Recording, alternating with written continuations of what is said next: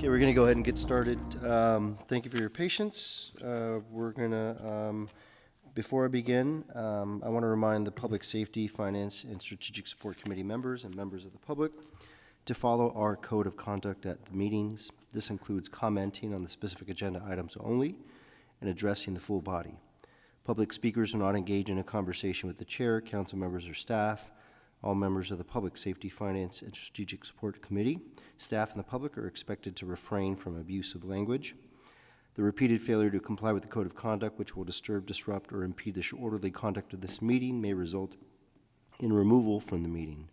This meeting of the Public Safety Committee will come to order. If the clerk's office can please call roll. Batra. Present. Torres, absent. Kamei, absent. Vice Chair Duan. Here. Chair Jimenez. Present. You have a quorum. All right, thank you. We're going to move on to work plan, item B. There being none, we'll just skip on down to the consent calendar. There's one item, the bi-monthly financial report for July, August 2024. I'll entertain a motion or questions on the item. And actually, before we do that, is there any public comment on the item? No public comment. Okay, no public comment on the item. We'll bring it back to the committee. Move for approval. Is there a second? Second. But do you have a question? Yeah. Okay, yeah, let's go to the question. There is a second and then a question. And I'm not sure if there's anyone here to answer the question, but we'll see. Oh, there he is, the money man. He's Okay. Here. Okay. All right. Thank you, Chair. I read in the overview comments, the San Jose Clean Energy Fund is performing within expected levels, with energy sales anticipated to end the year below the budgeted revenue estimate by approximately 4%, and cost of energy anticipated to end the year approximately 3% below the current budget. Is the revenue shortfall due to the loss of customers, or not expected number of growth, or is it something else?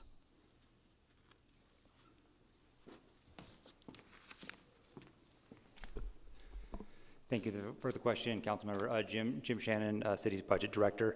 So it's early in the fiscal year, so it's really just where it's going to be tracking. The San Jose Energy Department looks at that at their pro forma on a very regular basis. So looking right now, it's just where the anticipated usage is going to be. So the revenues are based on sort of the amount of energy used by the customer, and the expenditures are based on how much it costs for us to purchase the power. So there's always going to be a little imbalance here and there as we go over throughout the year. So that'll probably fluctuate as you see more of these reports. That number will probably fluctuate a little bit. We like that it's close. We also have a really nice, healthy reserve in that fund in case the fluctuations get larger. We can absorb quite a bit of variation, but I think it's just an early part of the year due to fluctuating usage and of demand. Yeah, so it's a usage by the current customer. It's not the expected number of customers increase or that. Correct. Yeah. Your question was more specific. Yeah, it's based on the usage of the existing customer class. I do not believe it is based on wide fluctuation of existing customers. We have a very low opt-out rate for the clean energy program. I think it's below 2%. So it's really just how the usage varies, and that variation is going to happen depending on what's going on with the weather too. Okay, all right. Okay. If you can stay there for Sure. 1 second, I don't know if that is. I love it. This is relating to the airport, and the San Jose Mineta International Airport has planed and deplaned 2.2 million passengers through August, a decrease of 3.3% from the figures reported through August of the prior year. I know there are a lot of new efforts being put in terms of getting new flights here and promoting the events and everything else. Is there any projection here to say that we're going to make up for this thing, or are this loss is likely to continue for the rest of the year? So I know maybe I'll have to hang on to that question let's see how the next couple of months trend. I know and we talked about in the annual report, we do have their most recent estimate for passenger growth is to be a little higher than where it ended the current fiscal year at. So right now, their expectations do assume to make up that growth. I don't know where specifically, but why don't we take that as a question and get that information back to you? Thank you, Jim. Okay, thank you. Seems all the questions we have. There's a motion and a second. We'll go ahead and take a vote. All right, great. I think everyone's voted. I think it's unanimous. We're going to go now to item D, which is the reports of to the committee. First one we have up is the Fire Department Staffing, Recruitment, Hiring, and Bilingual Services Annual Report. You guys can make your way down and go ahead and get started whenever you're ready.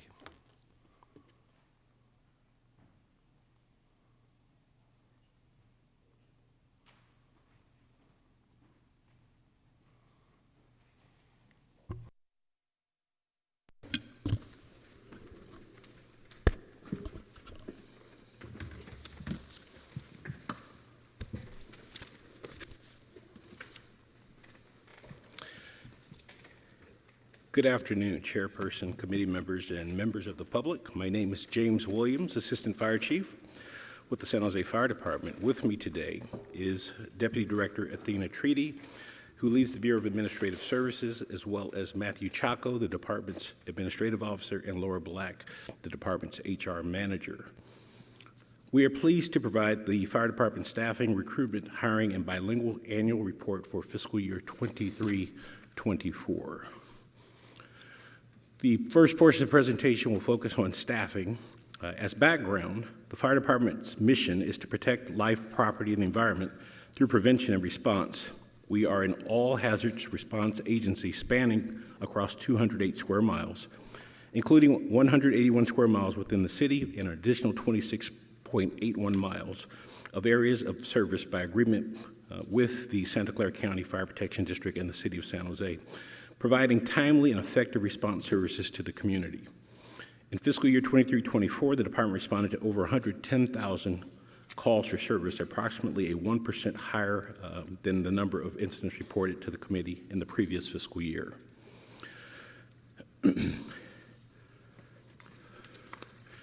As a reminder, the department historically reached its highest staffing levels in fiscal year 2007-2008 with 758 authorized sworn positions, with substantial curtailments to meet budget reduction targets as the impacts of the Great Recession challenged city resources in subsequent years.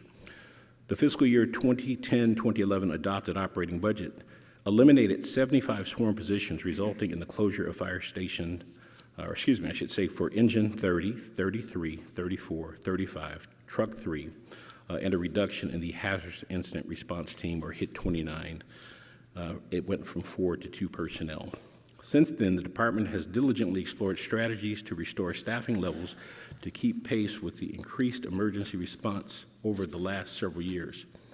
In fiscal year 23-24, the daily minimum staffing level required 191 personnel to be on duty.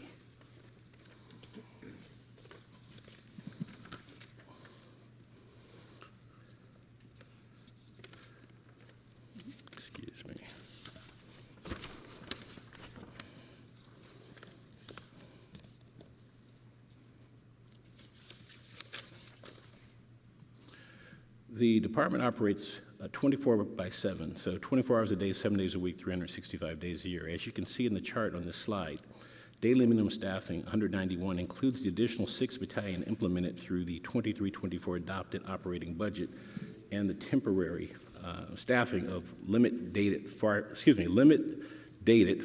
captain positions to carry out the duties of the EMS field coordinator, Med 30 function eliminated in the same year as the department worked towards transitioning those functions across appropriate staff.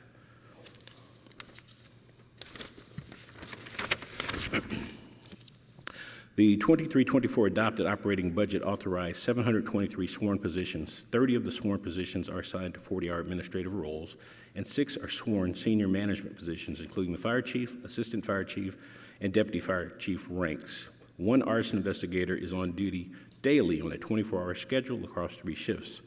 A 4th arson investigator position was authorized in the 22-23 adopted operating budget to address absences or temporary vacancies for the arson unit.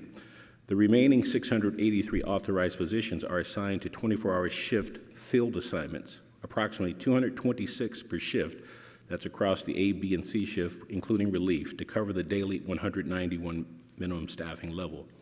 As seen on the table, our vacancy rate at the end of fiscal year 23-24 was 10.5%, or 647 filled positions, which is approximately 89.49% of the 723 authorized, with 76 vacancies remaining.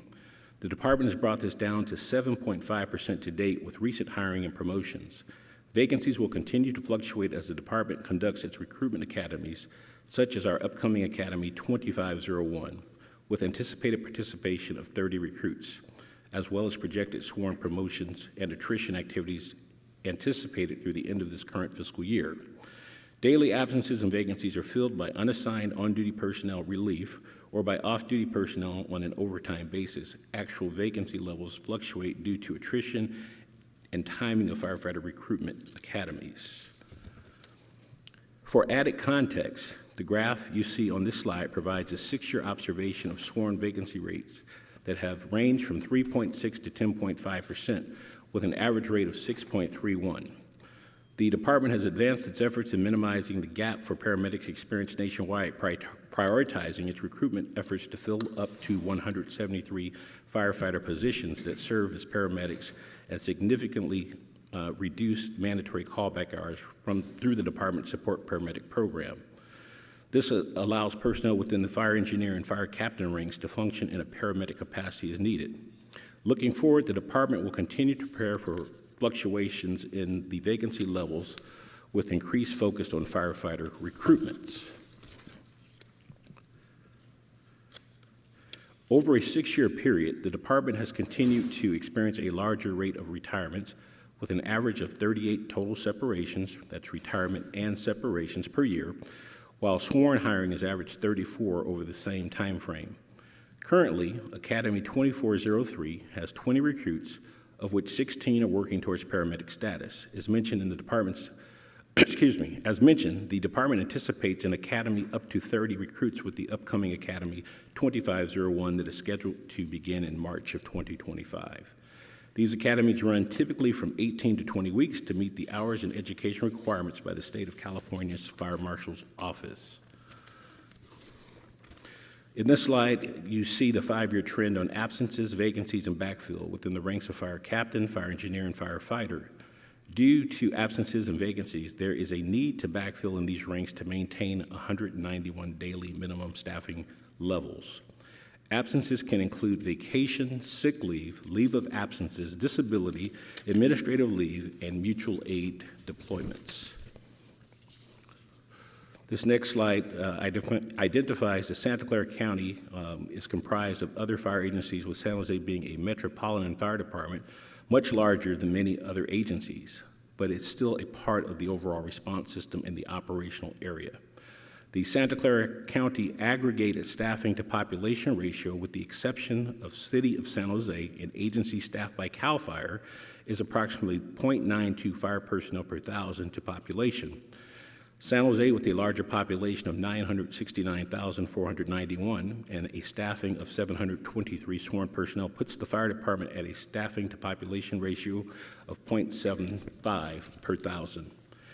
Expanding nationwide amongst cities with populations of 800,000 or greater, all but one provide 4 or more personnel per engine company. In that same group, staffing to population ratios range from 0.73 to 1.98 per thousand residents. In fiscal year 23-24, San Jose and San Diego ranked lowest at 0.73 for San Diego and 0.75 for San Jose per thousand residents. San Francisco, Chicago, Philadelphia ranked highest at 1.98, 1.95, and again 1.95 per thousand in population, respectively. The next portion of the presentation will provide a brief background on sworn recruitments and hiring status. I'll turn it over to Athena Treaty.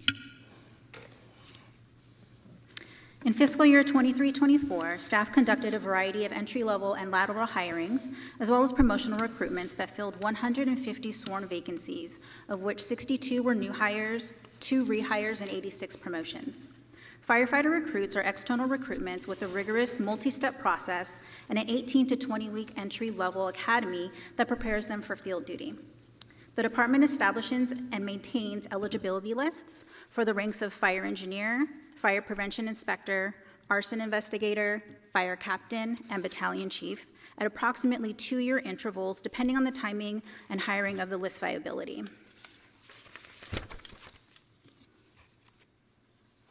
The department's goal is to optimize recruitment, marketing, and outreach efforts within its limited resource capacity.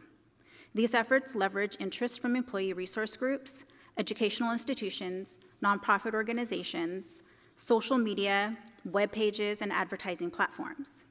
In fiscal year 23-24, the department conducted enhanced recruiting efforts through a variety of programs, including hosting our own 5th annual San Jose Women's Plus Boot Camp, collaboration with the Boy Scouts of America, Learning for Life to facilitate the San Jose Fire Explorer Post 888 that helps young adults aged 16 to 18 years old prepare for a career in the fire service with classroom training and hands-on lessons on the drill grounds. Visibility through social media outlets such as Facebook, Instagram, LinkedIn, Twitter or X, and YouTube, and participation in over 30 career fairs held at educational institutions, trade shows, and community special events. This final portion of the presentation will provide a brief report on the department's language access needs and bilingual services status among sworn personnel.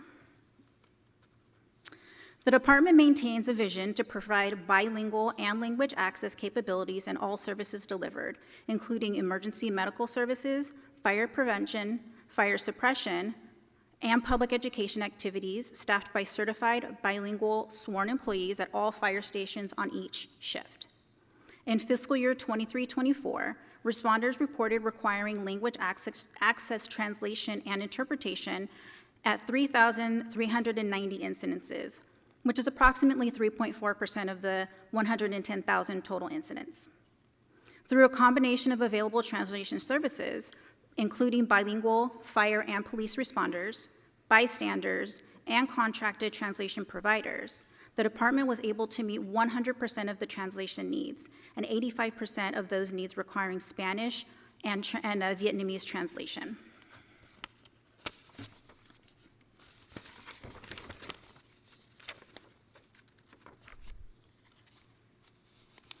As a note, the department does utilize language interpreter services to assist in processing incoming emergency calls at our fire dispatch center.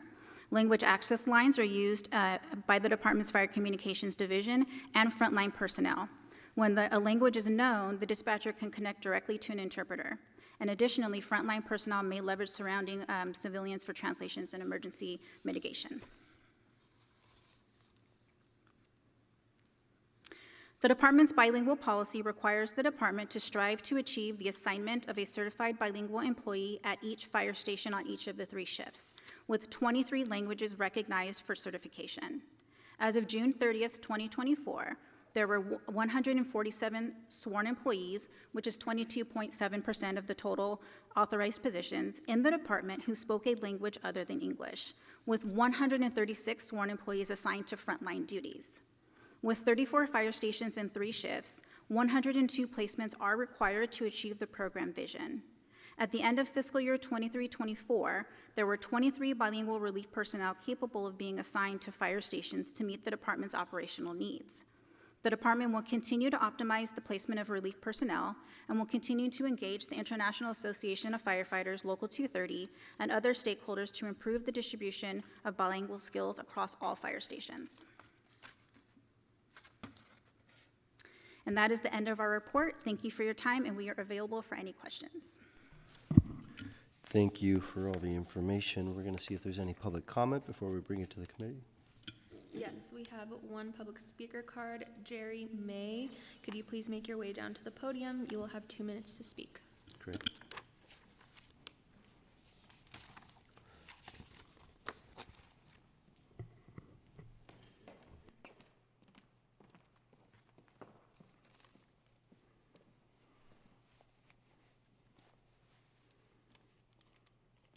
All right. Good afternoon. I want to start off by thanking Councilmember Duan for coming to the California Memorial for the firefighters over the weekend. Appreciate you there. Want to point out some fuzzy math on some of these slides. Slide 2 is actually incorrect. You included EMS field coordinator as well as part of our daily staffing. You guys are going to have to fix that slide, as well as addressing something that's paramount to us, which is a fire paramedic vacancy rate. Right now, we have a 30% vacancy rate for firefighter paramedics. That's not included in these slides, meaning that Local 230's members have to pick up that slack as support paramedics. It means we have additional exposures, means we have additional issues with PTSD, sleep deprivation. We're the ones being impacted by this, and the department has done very little to help with recruiting. As far as recruiting goes, we're asking that we have a sworn recruitment division. We have a huge issue within the department. It's entertaining to see a lot of the slides didn't include what the memo had, but if you look at our numbers from a diversity standpoint, we have less than 3% of women in our department. We have less than 2% of African Americans in our fire department. That went down from 6.6 in 1997. So what we're saying is that we continue to repeat the same mistakes over and over with recruitment and expect different results, and it's not working. Local 230 members are the ones who are receiving the brunt of this, and we're not doing what's best for our constituents, and that's to reflect what our department should look like as well as what the city should look like. So in closing, what I'd like to say is a lot of us are parents, husbands, wives, sons, and daughters. Like many of you know, we have families that rely on us, just like this job, but we often miss these moments because of the job that we do. Thank you. Appreciate it. Is that the only public comment? Back to the committee. All right, thank you for those comments. We'll bring it back to the committee. We have 2 speakers. We'll go to Councilmember Duan. Thank you, Chair. Thank you. First of all, thank you for the report. I just want to say thank you to our fire department for doing a great job with more with less personnel. My question to you, I have a few questions. It's kind of disheartening to know that the report saying that you only got 10.5% of vacancy, but yet here's our Local 230 saying that we have 30% vacancy in the paramedics. Can you explain that to me, please? The data represents the entire department vacancy level. So when we look at it, we're currently at 6% at a vacancy rate based on the recruit class that started several weeks ago. And so overall, we are at a 7.6 department-wide. When we look at the paramedic situation, we currently have 116 paramedics, and typically there's 173 in the program. And so with 16 in the current recruit academy, hopefully the anticipation of more in the next recruit academy that starts in March, as well as the robust paramedic support program that we have been able to maintain staffing levels necessary to provide service of 191 per day with a paramedic on each of the engine companies and truck companies. And so we continue to work on our recruitment efforts to bring in paramedics. The paramedic schools that were shuttered as a result of COVID have reopened. Clinicals are in process once again. We're finding that we're getting more people in the hopper to select from in the future. And so as we continue our outreach and recruitment efforts, our goal is to hire the number of paramedics necessary to fulfill the requirements of the 173 as part of the overall firefighter classification to provide service to the residents of San Jose. So what I'm hearing is you're counting the recruits as part of your hiring and personnel as a whole? So that will help us get to where we need to be. Currently, there are 116 paramedics, and then there are the balance of our needs are met by support paramedics. And so when those support paramedics who are captains and or engineers that have their proper licensing and certification, they fill those vacancies along with our actual paramedics in the department, which are part of the firefighter classification to provide our staffing of 191 per day to the residents of San Jose. So it's an ongoing process of recruitment and hiring that we have to try to maintain our levels with attrition, hiring, recruitment. It's an ongoing process. I understand that, and don't you guys predict that recruitment and retention over the years, right? In 2008, we have 758 authorized personnel. Where in 2024, we only have 723 authorized personnel. And we have less members now than back in 2008. And this is per slide number 2, right? And back then, we closure of fire engine 30, engine 33, engine 34, and so on. There's so many dual companies that have been closed. Station 33 is not reopened. We have 110,000 plus calls now, right? The volume has gone up. Why aren't we having more personnel? And what is the problem? And my understanding for the years that I work in the fire department, we really never have a true recruitment department or personnel. My understanding right now, your recruitment is that you're sending a civilian personnel to stand behind a table and try to recruit someone into the fire department. I don't think any other departments do that, except for us. The police department don't do that. I don't see any other department outside of our jurisdiction have sent civilians trying to recruit for firefighters. So in response to that, when we do our outreach efforts and recruitment fairs, it's actually typically sworn staff that go to those events. It is not a specific recruitment unit as the PD has, but we send sworn firefighters to those events when they are available to assist with that. And I believe last year there were 27 outreach events or recruitment type fairs that we did go to, and in most cases there was a sworn individual. Again, the staffing levels are really about rebuilding. You talked about 2008. Well, since time has progressed, Measure T, the $650 million bond measure, the report that was done by Citygate in 2016, the fire department strategic plan outlined steps and what the recommendations from Citygate were for that. In that, Fire Station 32, there was a recent groundbreaking a couple weeks ago. Fire Station 36 is on the drawing board. And then the relocation of a few other firehouses. So with that will come an increase in the number of personnel. So it's an incremental process that we're working through, trying to maintain hiring and recruitment balanced against attrition as a result of retirements and other type of separations. And then again, hiring, recruiting, bringing in new firefighters, training them to ultimately be able to provide service to the residents of the community. I understand all that, but many other departments have overcome, including COVID, to have a robust recruitment. Yet we haven't done a great job. I would consider that to be a failure in our part. Can you tell me what is the budget for recruitment? Yes, so looking at our last fiscal year, our total budget for recruitment, including personnel and non-personal, is $609,000. And can you have a breakdown of what you did with that $609,000? Sure. Because Sure. I'm having a difficult time that our women firefighters have gone down to 3%, right? The Vietnamese population is 13%. We have less than 1.4%.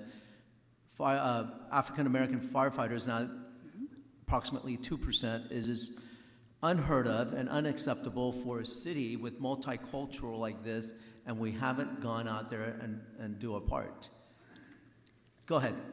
Thank you. So to answer your question, the breakdown of it for personal services, which is going to be our staffing, we have 2.1 FTE. So we don't have a recruitment team per se, but we have FTE personnel where portions of their responsibilities are dedicated towards recruitment efforts. So that's why it's sort of an odd number, 2.10. And the total cost for that is $311,000. We did expend $110,000 on overtime, and that is for sending sworn personnel and civilian personnel to participate in the 30 career fairs at educational institutions, trade shows, and then citywide events. And then for non-personal, we have, most of that cost is associated with our backgrounding services that we have the recruits go through as part of their recruitment process. And so that is roughly $300,000 for that service.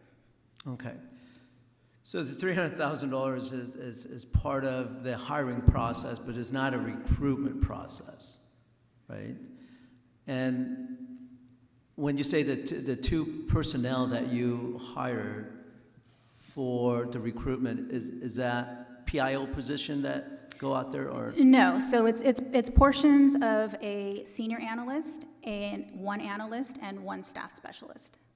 And those analysts and staff specialists, they go out there to recruit people? They can, so it really depends on the nature of what the event is. So when something is brought to our attention or we're doing our own research and we identify an event or a school that we would be able to attend and bring forward information about sworn recruitment efforts as well as other classifications in the fire department, we look at who the audience is going to be, and then we identify who would be appropriate to participate in that. So for example, Human Resources Department, the city's Human Resources Department is hosting a career fair coming up, and so that is really setting a wide net to cast for all different classifications for San Jose. So we bring forward different representatives from our different bureaus to participate in that. Now, if we're attending a trade school event where it is going to be specific for firefighter, EMT, then we will definitely send our sworn personnel there. We also send our dispatchers there as well. So what are your plans to create better recruitment in the future? So we have developed through the Office of Racial Equity, Office of Racial and Social Equity, with the Racial Equity Action Plan. We've convened a committee of representatives from the different bureaus in the fire department, and they are being charged with developing a work plan that will pull from their experience and identify where we have gaps in our recruitment and how we can best fill those gaps with more targeted and intentional recruitment efforts. And can I add something to that? Sure.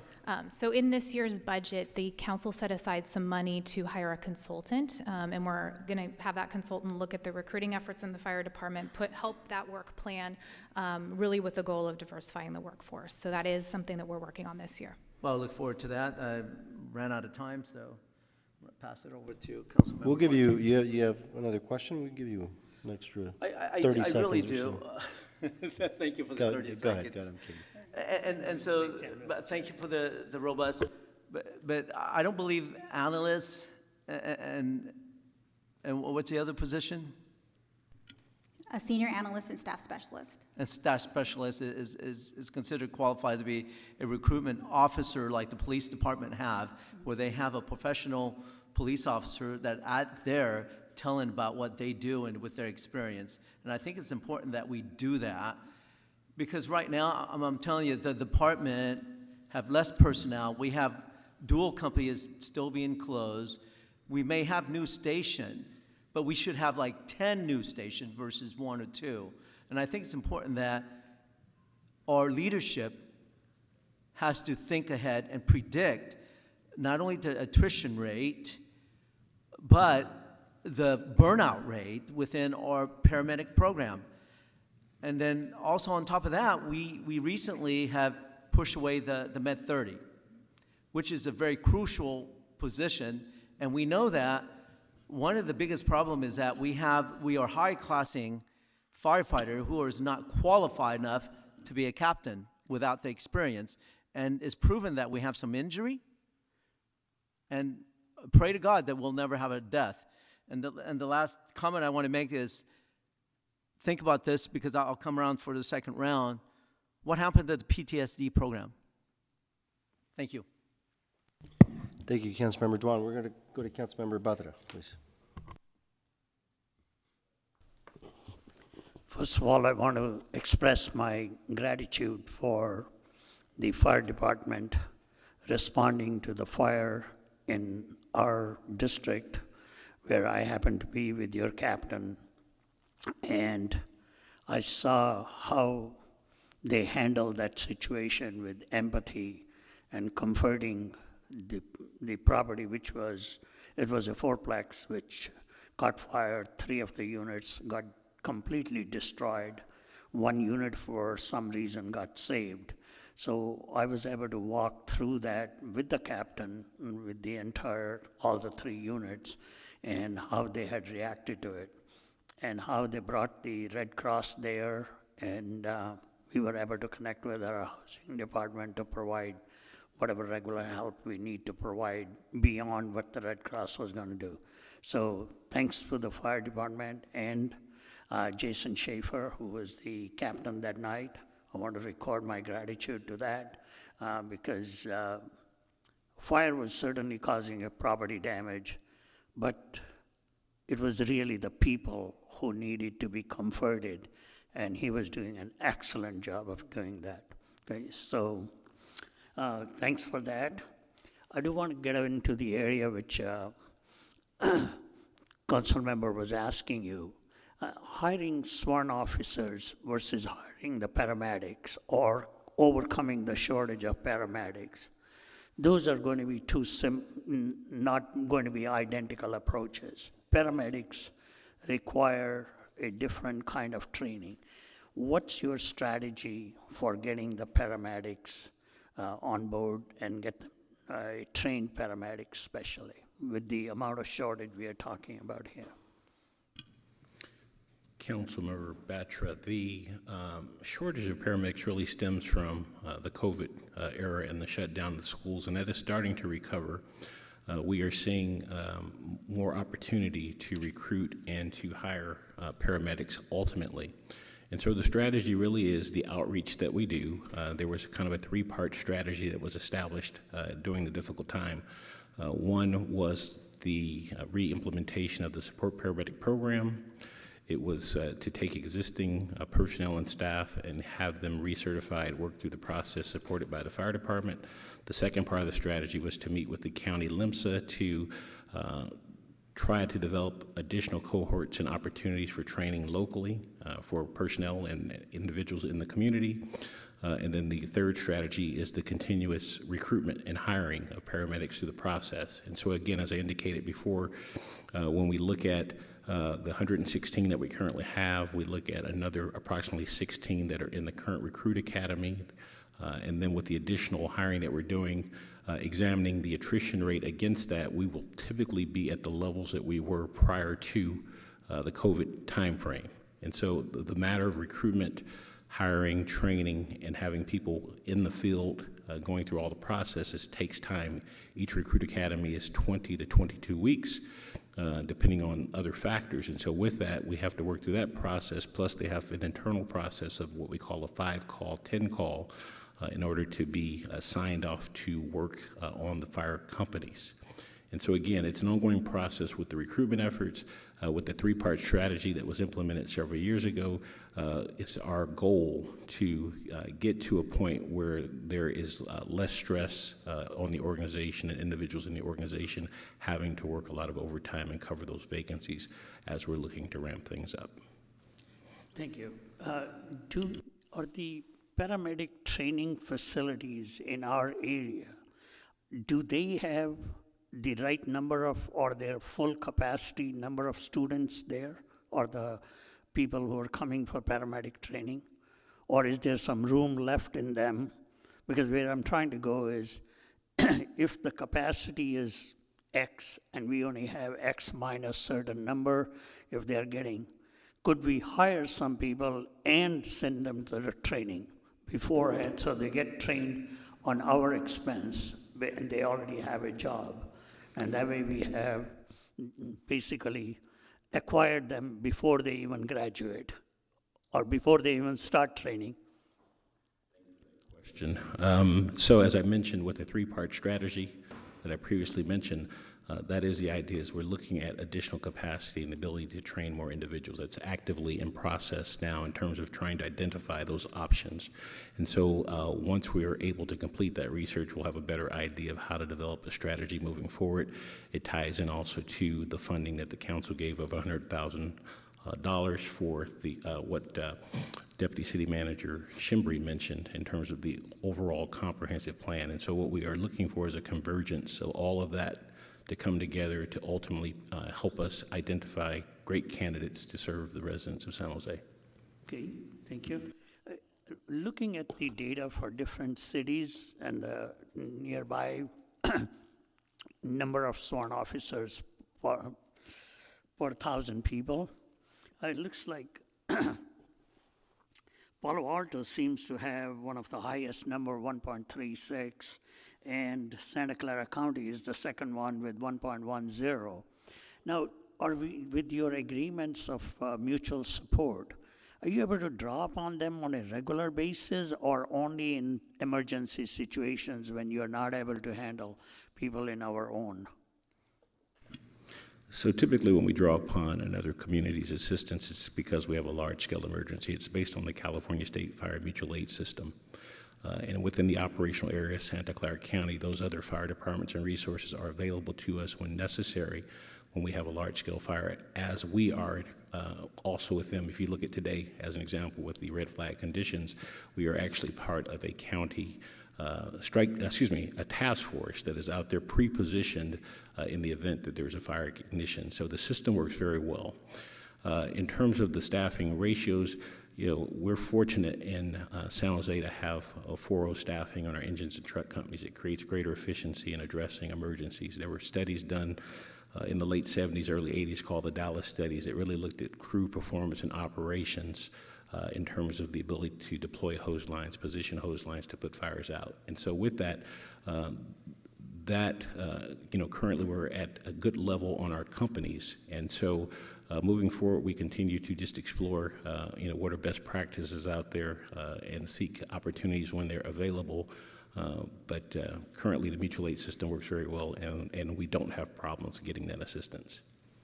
So one out-of-the-box item I'm going to ask, it might be totally risky on my part to be asking that. We have a large number of CERT people in the city of San Jose. I certainly have a large number in my district, 110 of them, which is more than the 10% we need in there.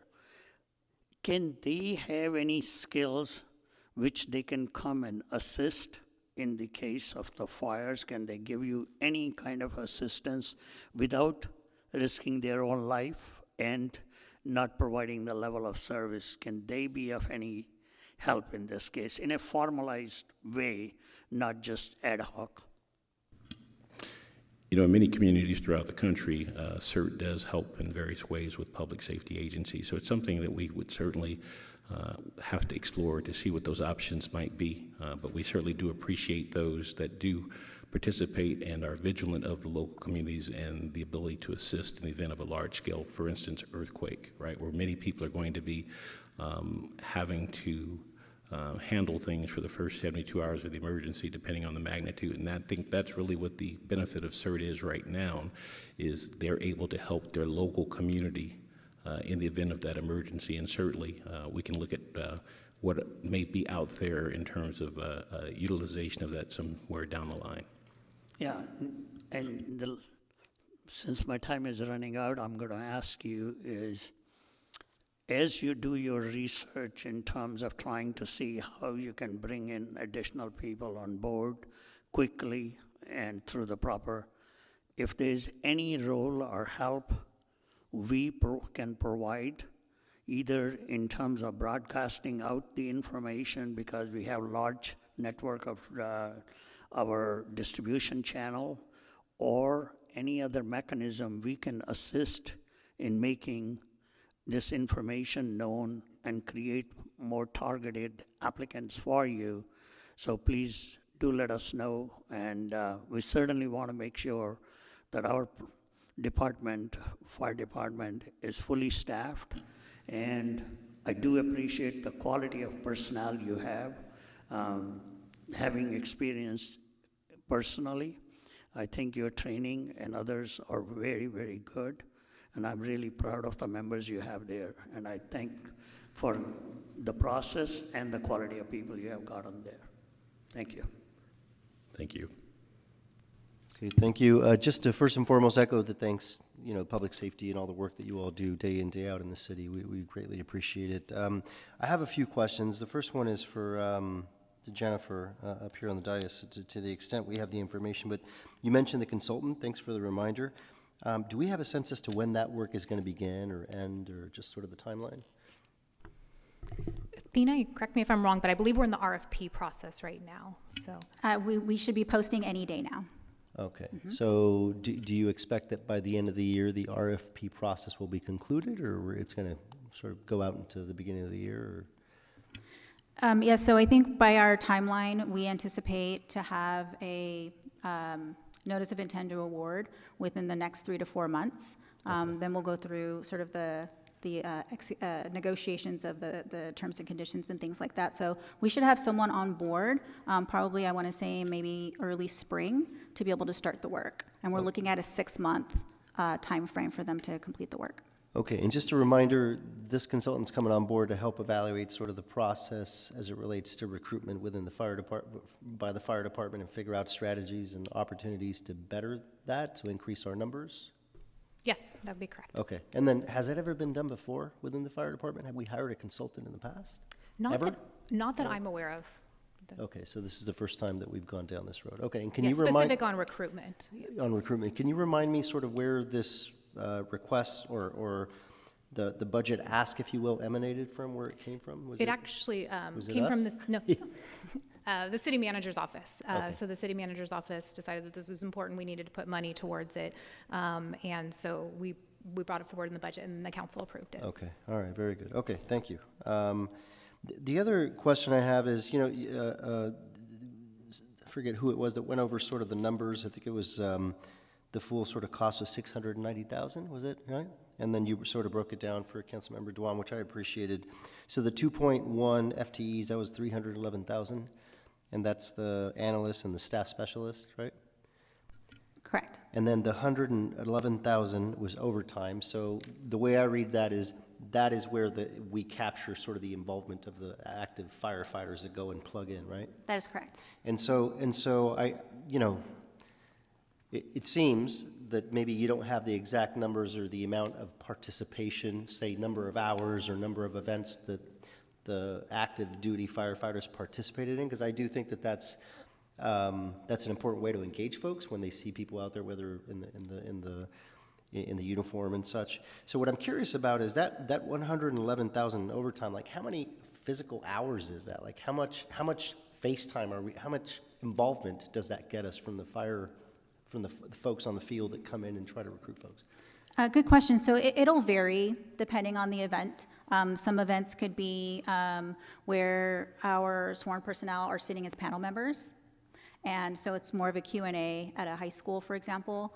It could be at a community event, and so that could be a 10-hour time frame. So it's really going to fluctuate depending on what the type of event is. Okay, and is there more money available? Because I don't know if this is what's allocated or this was what was used, but is there more money available to the extent more active personnel want to get involved in the recruitment process?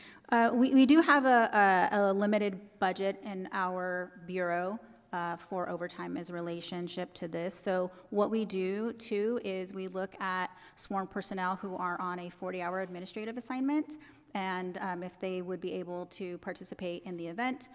Oftentimes we have sworn personnel who are on modified duty, and so we tap into those resources where it's going to be regular time, and then we utilize overtime when we don't have those resources available and we do have to bring someone in on their day off. Okay, all right. And then with the consultants' work, is there going to be, because I know you don't, I suspect you don't have it, but just the amount of interaction between sworn personnel, I think that'd be interesting to know, and I'm wondering if the consultant would help you all sort of dig into that to figure out, is that maybe where some of the shortcomings are happening, or spaces in which things can get better, if you will? Do you expect that the consultant will dip into some of that and figure some of that out? Well, I think the consultant is going to look at kind of what the process is right now, make recommendations to it. So I imagine that would be part of the discussion, and we can ensure that it is as well. Okay, all right. And Assistant Fire Chief Williams, I'll ask you what may be a doozy of a question, but do you see value in having a dedicated recruitment unit? I think it's something that we need to explore and look into. I've over close to 40 years in the fire service. I've seen it in some agencies work well, other agencies, they've done something different. So I think we just need to explore what the options are to determine what's best for the city of San Jose. Okay, and then some of the, I don't have the slide in front of me, but you showed a breakdown of some of the sworn personnel for other neighboring cities. Obviously, some of them are doing well as it relates to the staffing per population. Are there any cities that are doing well in recruiting that do have a dedicated unit? Like, is any city doing it well, and we seek to maybe replicate some of what's happening in other cities? You know, actually, again, that's something that I would have to look at. You know, the fire service is a pretty good draw on its own because of the type of work that we do helping the community. It's very looked upon very positively by the community and individuals seeking to help others. And so certainly something, again, that we can explore, but right now don't have specific information about programs that one might deem as extremely effective. But again, something we can look into. Okay, thank you, Jen. And I think that's also something we can have the consultant do, is look at some best practices out there. I think that, I mean, that seems to me to just be a logical sort of space to look and see who's doing it well, if you will. And I agree with you, Chief, is that naturally it's going to attract a lot of folks, but then that begs the question, why don't we have more folks, right? Which I think is what we're all trying to figure out. The other question I have is, you know, I'm trying to think about, as in my 8 years on the council, I've seen situations and not always logical, sometimes logical, but in which departments communicate with each other. And given that obviously this is the Public Safety Committee and we often hear about the police recruiting efforts, you all have recruiting efforts, I'm wondering how much communication exists, and I know it's uniquely different, right, the fire service and being a police officer, but how much communication exists between the fire department and the police department as it relates to recruiting tactics and opportunities and things of that nature? I think that's certainly something that we could do better. We do communicate, but in terms of a regular process, we have not established that. And so that may be something coming out of the consultant's report that we look to do. Hopefully the best practices that are established are those recommendations. Hopefully we're in the position to be able to do that. But again, we do on occasion talk with our colleagues with the police department. Okay. Yeah, I know obviously police officer and recruitment in the police space I think has its own unique challenges given some broader societal type of issues. I don't think the fire service, I think, probably doesn't have that same issue, but, and I don't have the recruitment numbers for the police in front of me, but to the extent they're doing some things well, it's in the larger sort of scope of public safety, and I think it's one of those easy sort of things that I think can be done very naturally, whether it be the chief calling the police chief and having that conversation. And I would hate, by the way, and you know, since we're talking about this and it seems like maybe, I don't know, based on the response, that it hasn't been done as intentionally as maybe it can be, I would hate to pay a consultant hundreds and thousands of dollars to say, hey, maybe you want to have a conversation, because it's an expensive sort of thing. I agree. And I don't remember how long ago this was, but there was a point in time where the police and fire departments recruiting were talking to each other, and we'd put them in contact on various issues. But I agree. I don't think that we need to wait for the consultant report, and that's something we'll talk about. Yeah, I would encourage that. I think it's a very logical thing to do. And I think if you ask residents of the city, you ask council members, I think we would say, yeah, of course they talk and communicate and sort of work together to figure out the best strategy forward on a number of different things. And I think recruitment is one of those things that may be helpful to do and maybe team up. So with that, that's all the questions I have. I think Councilmember Dewan has we'll give him a minute. How about that? Just so we can get this meeting moving. You got a minute. Go ahead. Well, thank you. So, Chief, as a professional firefighter, do you think that we should have a professional recruitment? And I know this for a fact, that we used to have a professional recruitment prior to you joining the San Jose Fire Department. Do you think it's crucial that we have a firefighter recruiting for firefighter versus an analyst or a senior analyst to go out there to talk to the public for recruitment? Well, I think there's a lot of options for it, and I think we really have to look at what, as a city, we can afford to do. And so I think by doing the research, working with the consultant, talking to the police department, resources that are close to us, I think we start there, then we can make the determination on ultimately what's best for the city of San Jose. And we continue to have a lot of PTSD. I just went to a memorial, one of our firefighters who had PTSD, and unfortunately, he's no longer with us because of PTSD.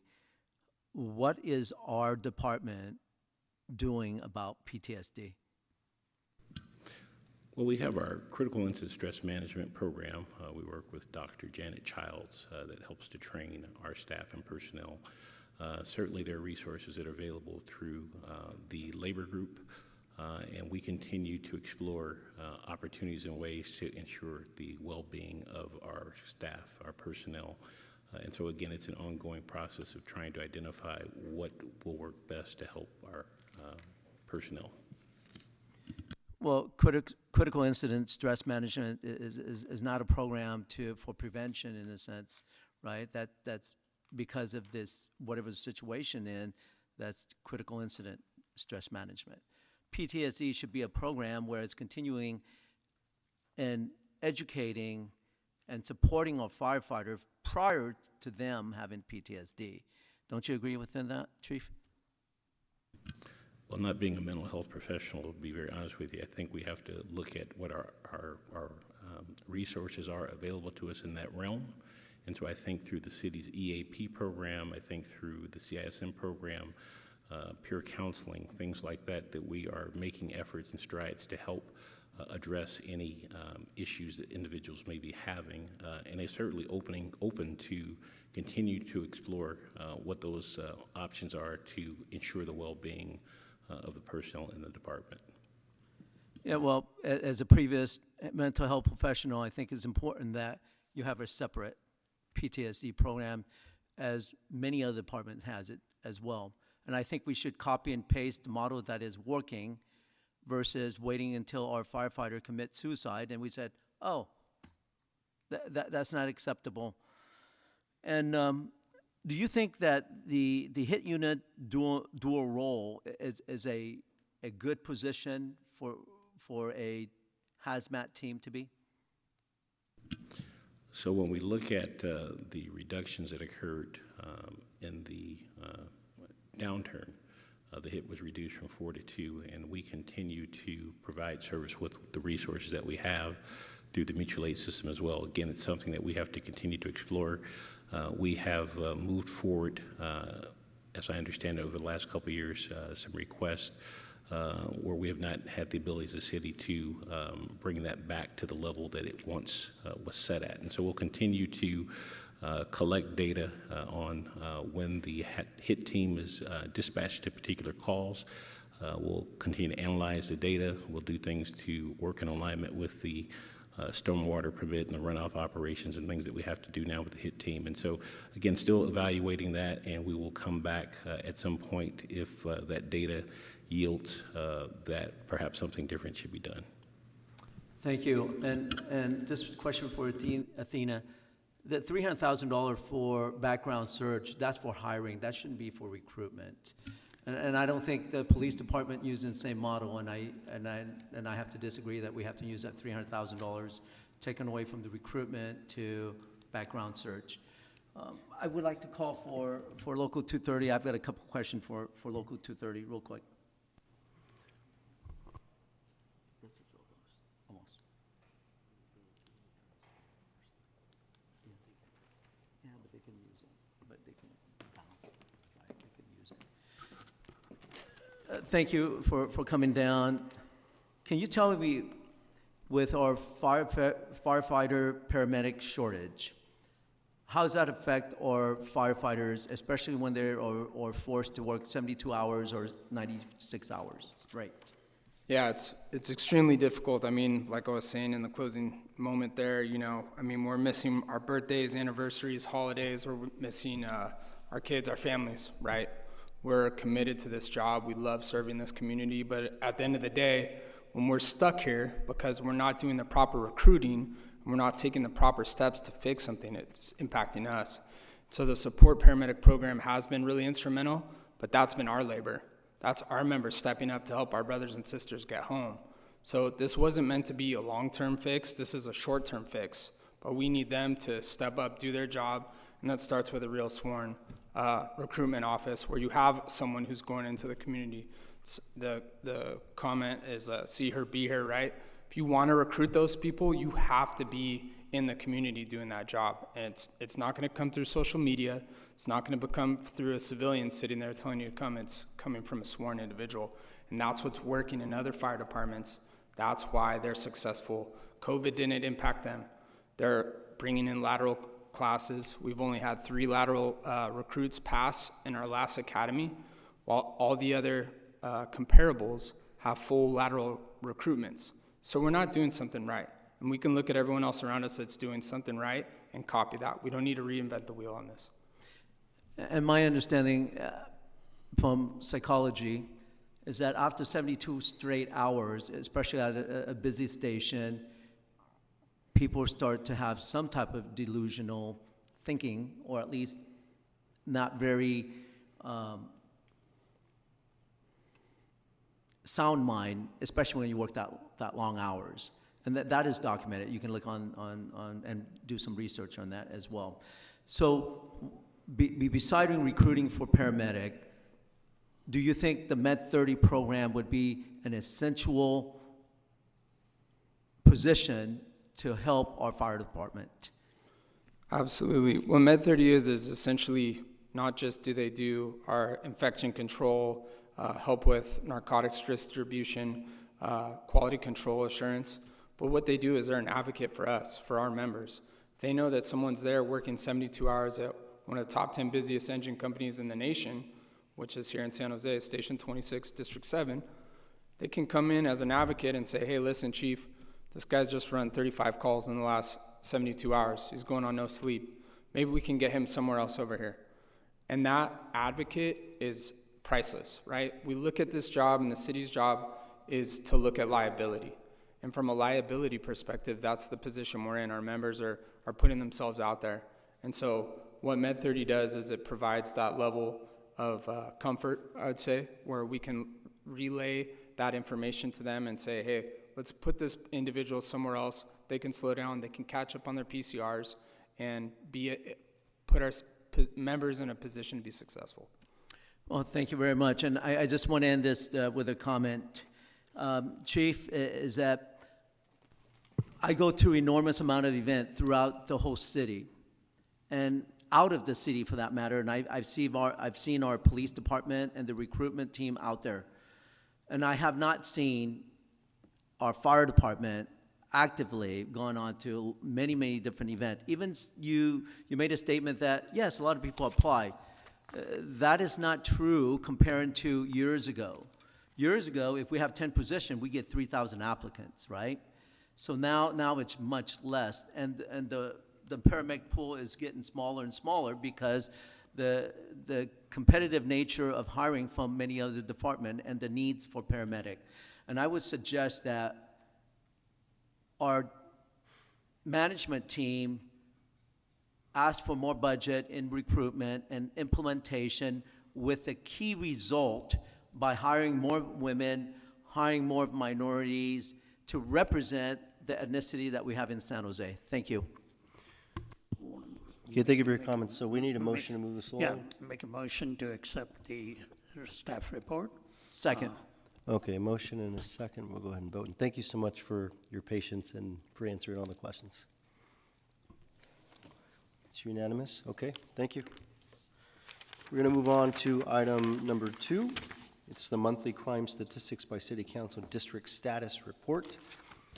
Thank you, Councilmember Batra, for lifting this up.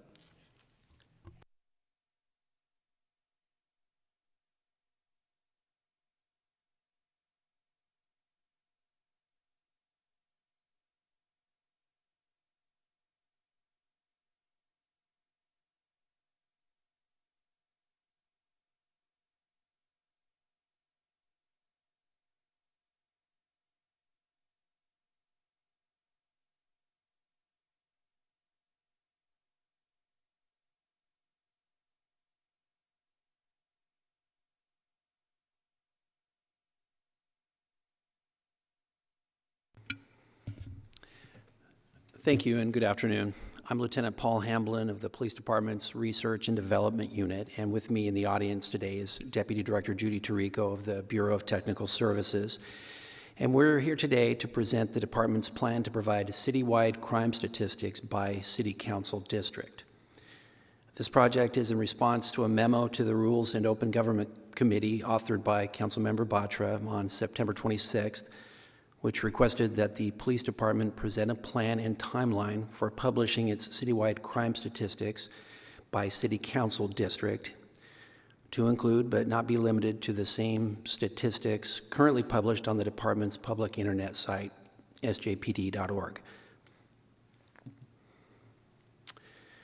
As outlined in Councilmember Batra's memo, breaking down crime statistics by council district can provide meaningful insight into the city's public safety and economic development trends. The dashboard will be very similar to our current citywide dashboard in that it will provide monthly totals of all our significant crime categories, except that it will be specific to each city council district. The data will be cumulative, meaning that users will be able to view data going back to April of 2023 and do a month-to-month comparison of each crime type in a given district. April of 2023, as you know, is when the department switched to the National Incident-Based Reporting System. The dashboard will be interactive and capable of being refined by viewers. In setting an appropriate timeline for this project, the department has had to consider a number of challenges. Currently, our data reporting system extracts the data directly from our record management system based on 52 data points, but none of these data points capture location according to council district. So in order to narrow the data down by district, the department must develop an entirely new data extraction method. Essentially, an analyst will have to manually extract the data, sort it based on location, and then add it to the dashboard. The new extraction method is in the early phase of development, and our target for implementation is spring of 2025. And finally, just to give you an idea, here's a mock-up of what the dashboard could end up looking like. As you see, the user will be able to select a specific council district over there on the right, and then narrow the data down by year, month, and offense. Look at how each crime is trending in your district and compare the totals of all the different crimes from the three main offense categories: crime against persons, crime against property, and crime against society. The numbers and graphs will be updated on a monthly basis, and there's even a tool which will allow community members to look up the district they're in. And that's my presentation, and happy to answer any questions. Okay, thank you. Appreciate it. Any public comment? No public comment. Okay, we'll bring it back to the committee. I suspect Councilor Batra has a question.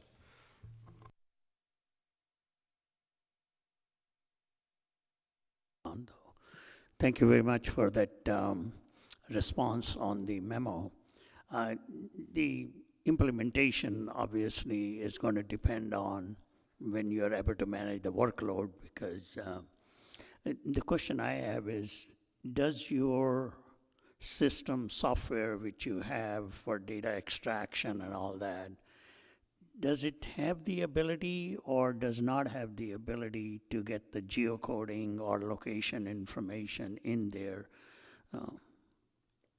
so that you can automate this stuff with the current data capture? Thank you for your question, Council Member. No, it currently does not have that capability, which is why we would have to have an analyst do it by hand. And that's a workflow that's going to take some time to develop and figure out how the best way to do it is. And so no, to answer your question, it doesn't have that capability. Okay. So the software which you have recently acquired, I don't know whether on an exploration basis or I don't think you have made a decision whether you're going to keep that or not. That software has a feature of doing the geotagging and being able to analyze. In your exploration, have you looked at that one to see if it will be able to get the data which we are looking for in a little simpler manner with less labor? Thank you, Council Member. Yes, I believe you're referring to Peregrine, which we are using on a pilot basis right now. It is, we are under contract through the end of the year, and it's unknown whether we will even be able to continue to use it after that, or if we'll be able to renew the contract. Like any pilot, we'll just have to determine whether it's something that's effective for our use and cost effective, and if we'll be able to continue using it.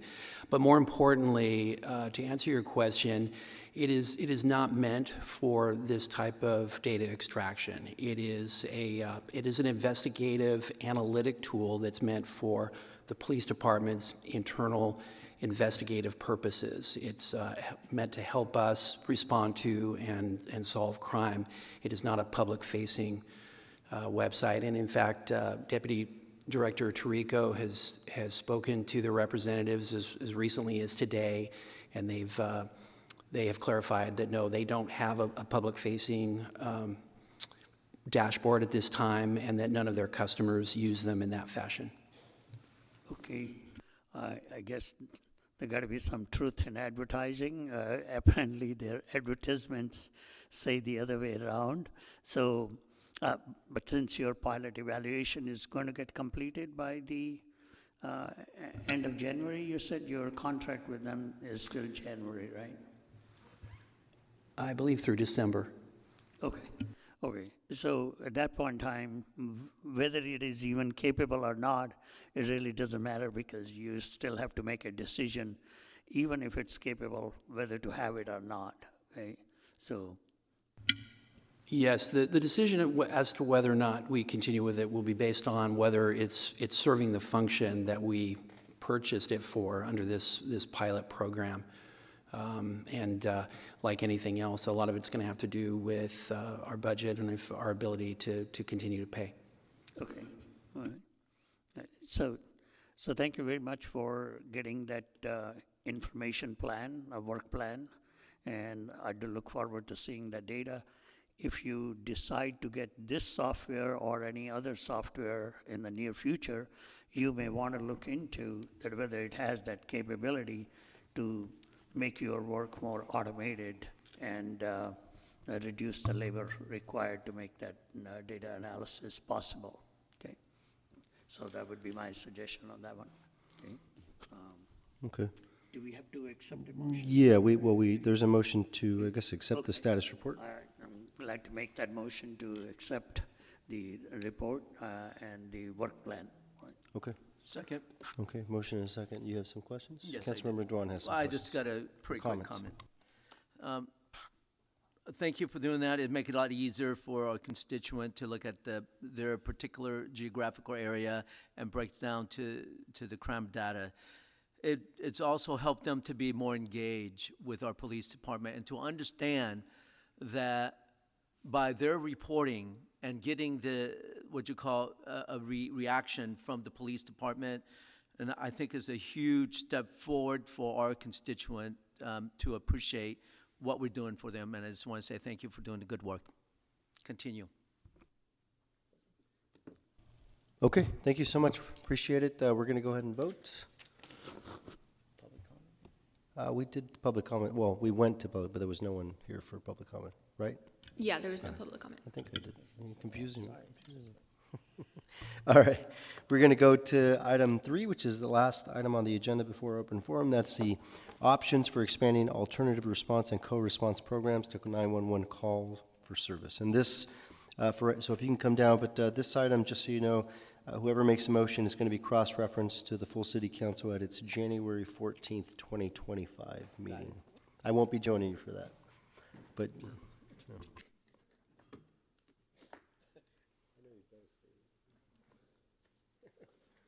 We hope you'll be joining us. What do you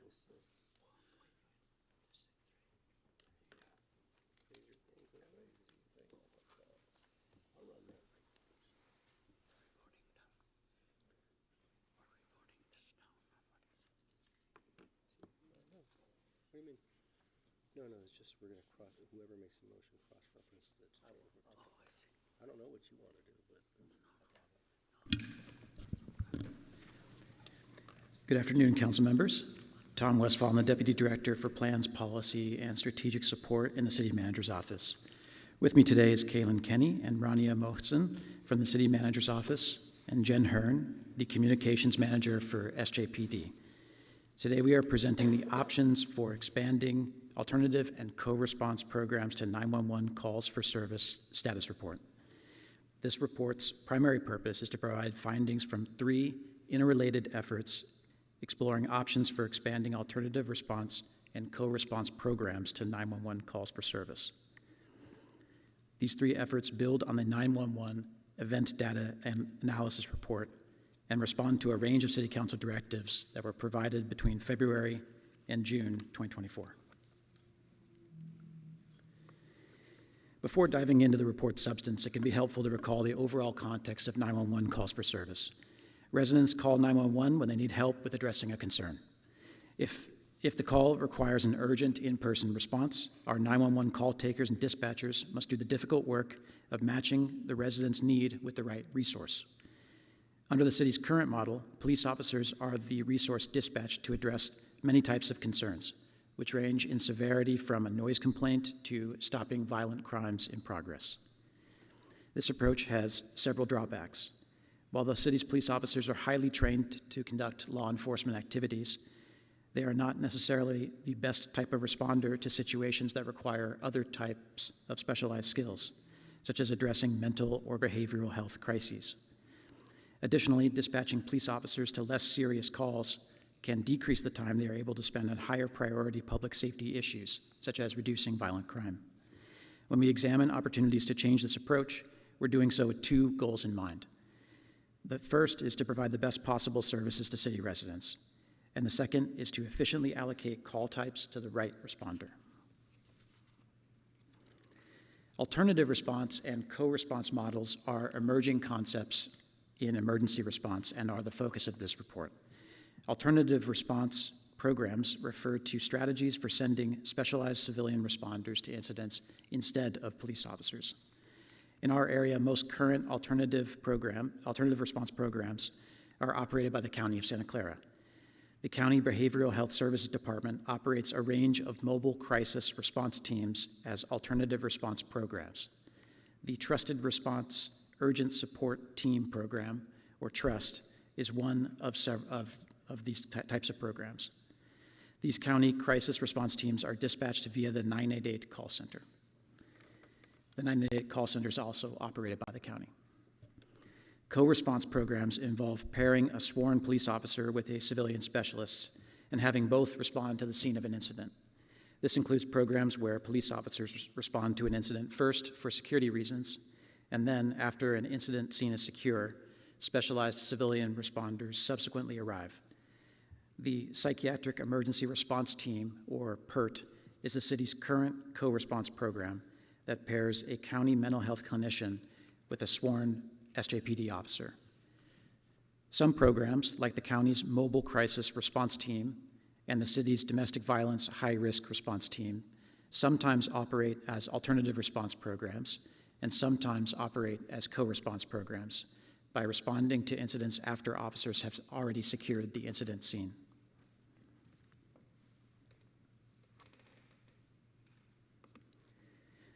City Council has issued multiple interrelated directives related to alternative and co-response programs between February and June 2024, including through last year's adopted budget. This included explicit direction to explore both co-response and alternative response models. Staff grouped this direction into 3 broad lines of effort. First, staff explored how we can improve responses to incidents that involve individuals with a disability. Second, staff explored continued exploration of alternative response models for select 911 calls for service. This included collaborating with the county on expanding our current 911 to 988 call transfer program and developing a memorandum of agreement to fund additional alternative response coverage.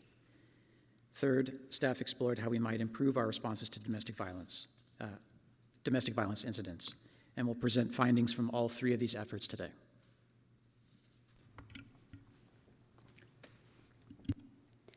Good afternoon. My name is Rania Mohsen, Disability Affairs Officer. According to the city's Disability Phrase Framework and Disability Inclusion Equity Pledge, disability is any condition that impacts the ability of a person to do certain activities or effectively interact with the world around them, socially or materially. It can include difficulties with hearing and vision, cognitive function, mobility, and mental and chronic health issues. Barriers to accessibility and inclusion often exist not just in physical environments, but also in behaviors, attitudes, policy, and programs. In exploring response models for individuals with disabilities, staff approached Council's direction in 3 steps. 1, map community need. 2, work with San Jose PD to understand officers' current training related to interacting with people with disabilities. And 3, engage with disability community organizations, advocates, and individuals with lived experience and other local government entities to understand co-response and alternative response models in other jurisdictions. 3 findings for the committee's consideration have emerged from staff's exploration. Finding 1, our disability community continues to call for prioritization and expanded funding for alternative response programs. It's important to note that alternative response is appropriate when an event or scene is considered safe or nonviolent in nature.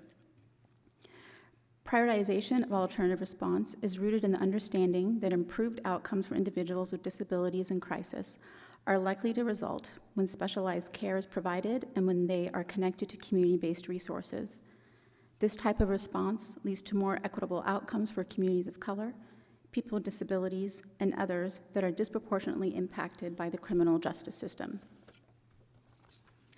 This is especially true for individuals that may be impacted by the intersection of multiple social identities, such as a person who is Black or brown, has a disability, and low socioeconomic status. This intersection can exacerbate stigmas and discrimination experienced by people with disabilities and lead to higher rates of victimization. Further details and exploration of alternative response, the current TRUST pilot program, and the 911 to 988 call transfer pilot will be covered in just a moment by my colleague. Finding 2, staff attended SJPD's crisis intervention training, known as CIT. This training focuses on the interactions with people in mental or behavioral health crisis. Staff observed the training is centered in community partnership, collaboration, and connecting with people with lived experience, and compares to training provided to officers in other jurisdictions. Officers are required to complete CIT once during their career, after the academy, and prior to entering field training. There is opportunity to align the training with the community's evolving needs and the city's Disability Affairs Framework and Disability Inclusion Equity Pledge. Finding 3, staff also reviewed co-response programs per council direction. In reviewing co-response programs, SJPD's and the counties is comparable to other jurisdictions.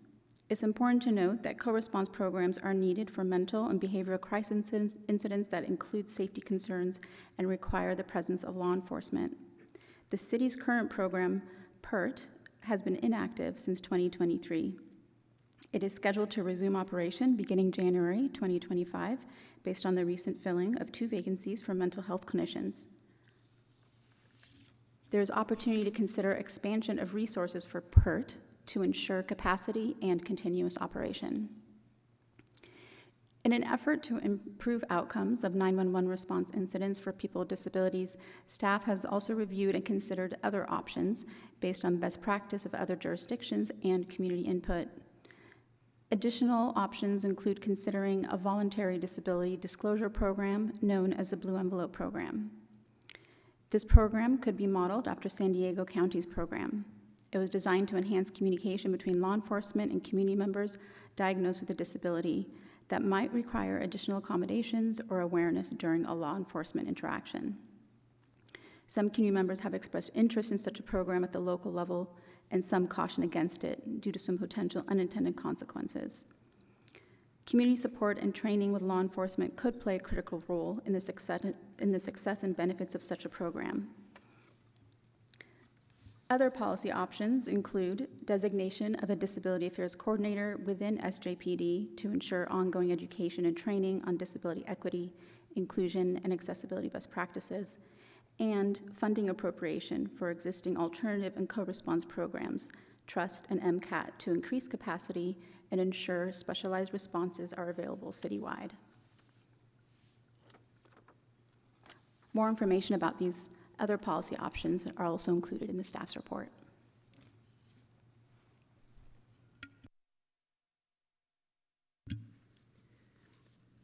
Based on the findings from the 911 Event Data Analysis Report, which was presented to City Council on February 27, 2024, City Council directed staff to collaborate with the county to identify opportunities to expand alternative responses to the types of 911 calls that were identified in that report. Additionally, City Council appropriated $450,000 during the last budget process to fund an additional 40 hours of trust coverage for city residents per week. Staff began this project by mapping alternative response programs that were already serving our residents. We found that county mobile response programs that were dispatched through 988 have steadily increased their capacity and are able to offer a variety of effective services to residents. Staff then polled about 1,200 city residents to understand if residents are aware of these programs and the types of services available through 988. We found that about 75% of residents were not aware of the services available. These results are depicted on the right-hand side of the screen. Based on these findings, staff adopted a two-pronged approach to this part of the project. First, staff engaged the county to identify opportunities to expand the City-County 911 to 988 call transfer pilot. This pilot currently transfers calls from 911 to 988 that can be resolved telephonically. For example, callers requesting telephonic counseling or to be connected with social services. However, there are further opportunities to transfer low-risk calls that do require in-person alternative responses. The county has been receptive to this effort, and staff will continue to engage stakeholders to make progress on expanding the types of calls that are eligible for this type of call transfer. Second, staff deepened our collaboration with the county to identify and leverage opportunities to educate our residents on 988 programs. The county currently runs a comprehensive 988 education campaign. Staff work with city departments and other stakeholders to leverage existing programs to better educate residents about 988 services. Taking together, the ultimate goals of these two lines of effort would be to eventually function as a no wrong door approach for city residents that are seeking alternative response services. As whether they initially call 911 or 988, they would have access to similar alternative response programs. This approach also emphasizes making maximum use of existing alternative response programs rather than designing new programs operated by the city. Additionally, we have finished the agreement with the county to fund an additional trust team for 1 year. This was approved by City Council on September 10th. The agreement requires the county to identify the trust personnel providing this service by the end of the calendar year. Otherwise, the funding will be returned to its original budgeted use. Staff also examined whether opioid settlement funding could be used to fund alternative response programs. Through collaboration with the City Attorney's Office and the county, staff determined that opioid settlement funds are not suitable to fund existing programs, as the settlement terms require that these funds be spent on programs that are narrowly focused on opioid prevention and harm reduction. And existing alternative response programs, including Trust and the other suite of mobile crisis response teams at the county level, respond to a much broader range of calls. In summation, the most immediate opportunity to provide expanded alternative response programs is through continuing collaboration with the county to both, 1, educate our residents about the services available through 988, and 2, expand our current 911 to 988 call transfer program.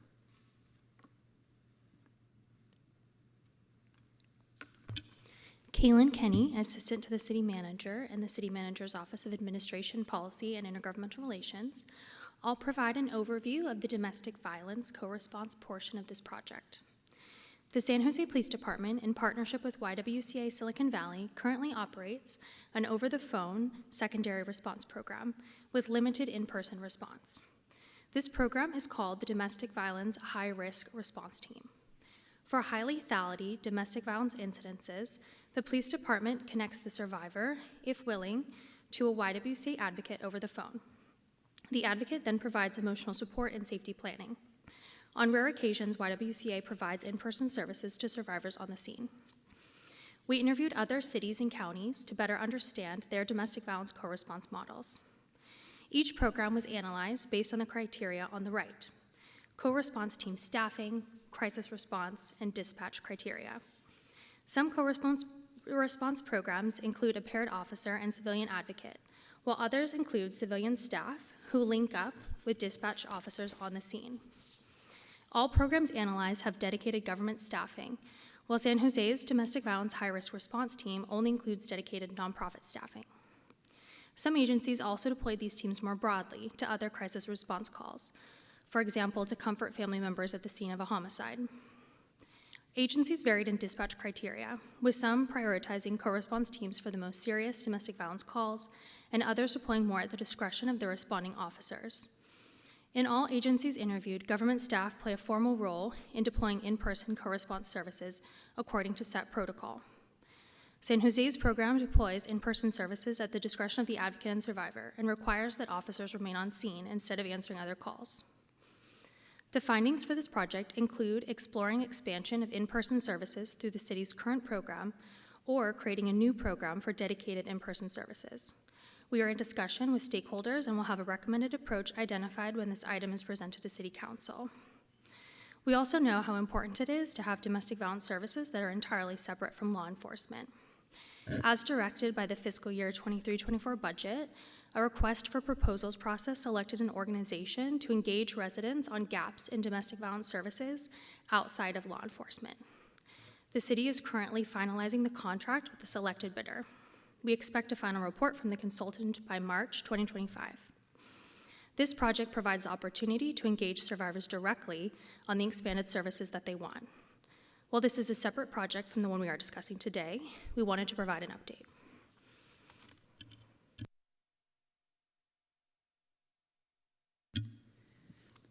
Today, staff is recommending that committee accept and cross-reference this report to City Council on January 14th, 2025. We do view today's report as essentially a status update on these three projects. So between today and delivering a final report to City Council, staff will continue to refine and further all three projects presented today. We'll include any updates that happen during that time period in the City Council report in January, and likely issue a replacement or a supplemental memo to make sure that the report is as up to date as possible.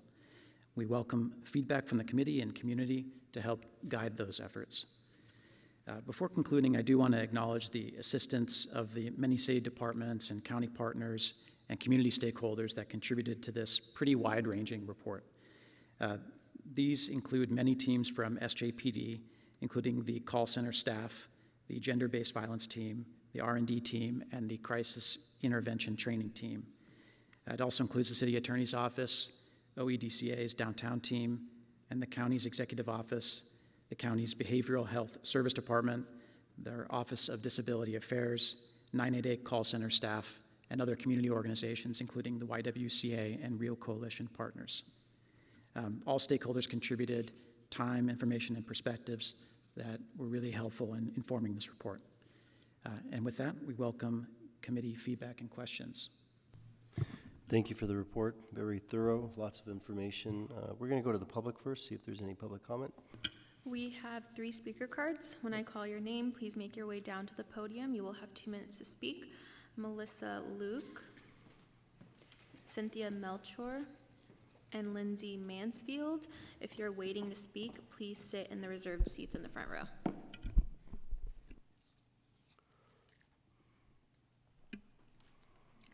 Good afternoon. My name is Melissa Luke, and I'm the Chief Program Officer, Healing and Justice for YWCA, Golden Gate, Silicon Valley. We'd like to thank San Jose PD for our 7-year partnership at the Family Violence Center, the Sexual Assault Investigations Unit, and most recently, through the Domestic Violence High Risk Response Team. We appreciate your collaboration as we ensure that survivors can achieve safety and justice, and we'd also like to thank the City Manager's Office. They were so intentional and thoughtful about seeking our input on today's memo, and for having really great conversations around systems gaps and potential improvements. So, we understand that this discussion will continue for the next few months and that the committee will continue to accept feedback. We'd like to note that we submitted an 11-page report today under public comment. This report analyzes our co-located coordinated response system with SJPD, highlighting our service data at Family Violence Center, SAIU, and through the DVHRRT. We included data from our system of care across all 3 programs, recognizing that services are intertwined and that residents may use multiple access points, most notably between DVHRRT and the DV services at SVC. We also included information about YWCA's full continuum of crisis response and ongoing support services in English and Spanish. Services are free, confidential, trauma-informed, and culturally responsive. They include everything from our 24/7 helpline, crisis counseling, case management, individual therapy and support groups, legal assistance and court accompaniment, housing assistance, from emergency shelter all the way to permanent supportive housing, workforce development, and low-cost childcare, licensed childcare. Last year, we served over 5,900 survivors and their children and fielded over 9,000 calls over our 24/7 helpline. So, please know that we welcome your feedback and continued dialogue in our report. Thank you. Appreciate it. Next speaker.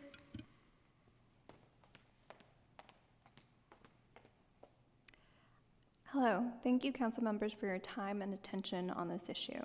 My name is Cynthia Melchor, Associate Director of Community Support Services. The San Jose Police Department's Family Violence Center addresses family violence issues utilizing one full-time, co-located, confidential domestic violence advocate. They meet survivors' needs as they move from crisis to stabilization to long-term sustainability.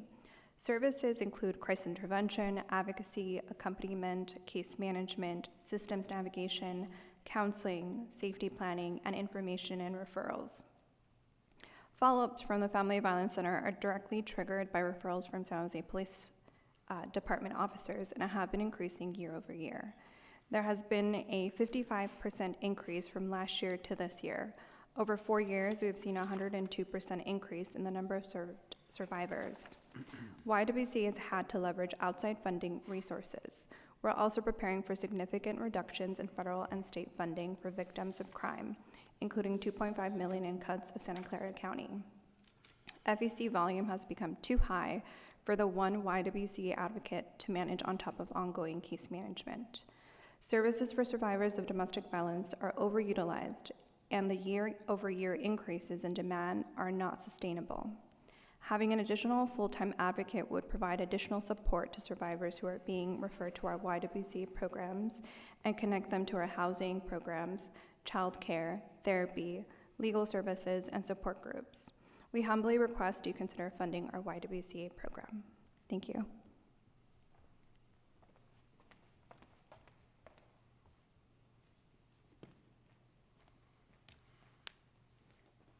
Good afternoon, council members.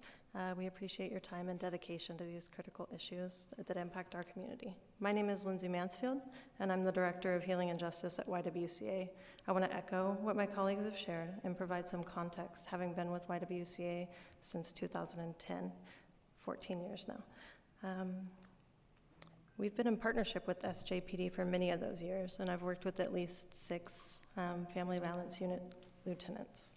Our partnership with SJPD enables us to reach more survivors of gender-based violence and provide confidential supportive services. The importance of having a confidential advocate cannot be overstated. These services include the DV high-risk response team, which can be in person or over the phone, depending on many complex factors, including law enforcement reaching out to YWCA, the survivor's injuries on the scene, survivor choice, safety on the scene, and an ability for the officer to remain on scene with us. The services we provide also include follow-up for all DV cases in San Jose, where a survivor has consented to contact from an advocate. These follow-up services are where we're able to provide in-depth, ongoing support that you heard about from my colleagues. YWCA's recommendations, which are informed by the community need that we see, is to apply any additional funding and other resources to address current YWCA program shortages at the Family Violence Center. The demand for these services is not sustainable at the current funding and staffing levels. We also recommend analyzing the current co-responses that are in place rather than creating a new model. How can the current DV high-risk response be improved?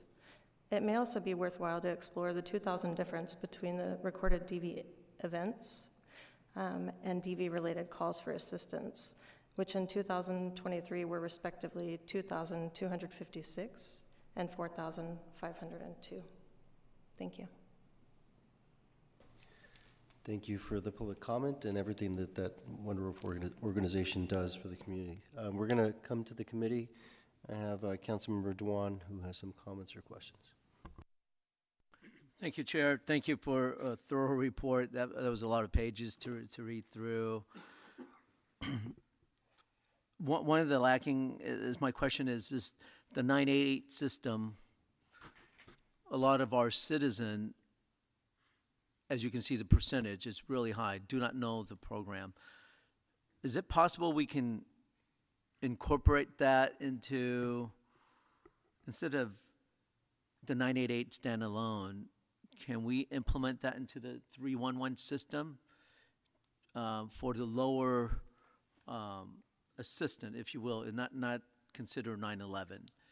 I'm thinking because a lot of people think, well, I can go to 311 and search for this and that, and then, well, maybe I could use a little bit of help too. Can we incorporate that towards the 311 system? Thanks, Councilmember. I think that's something we can definitely examine.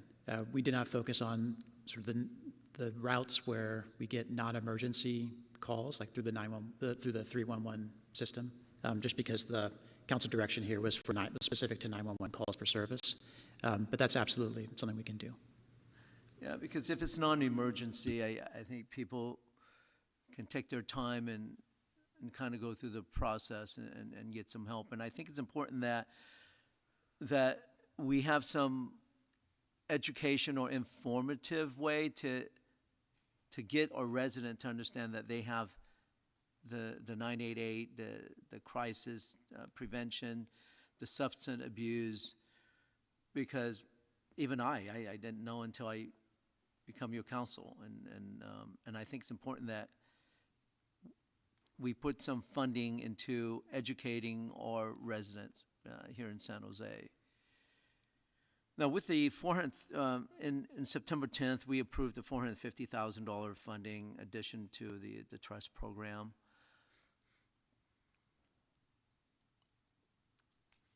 How is that implementation moving forward? So the memorandum of agreement requires the county to identify an additional 3-person trust team by the end of the calendar year. And then there's I think a 90-day period after that where for onboarding and training. And then the trust team would be in the field starting beginning of April, I believe. All right, thank you. And do you find that, is it pretty collaborative with the county in getting, the PERT and the CIT and so on, many different programs where co-responded with our police department? It's definitely true that we have a lot of different avenues where we're collaborating with the county in this area, and they're great partners in that. We've had a lot of really constructive conversations across a number of different lines of effort. Well, thank you. Thank you for involving the city manager office, including the racial equity, and many other entities that, including the county, to help us implement some of these programs.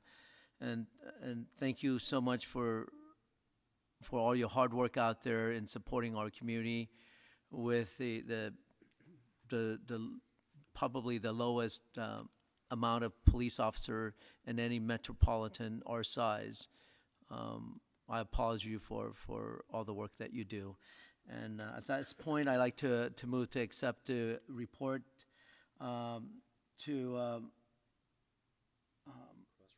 cross-reference to the full city council meeting in January 14th when Councilmember Jimenez is not going to be here. All right, I sense some excitement in that statement.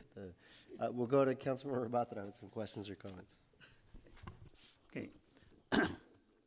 Thank you very much for that report.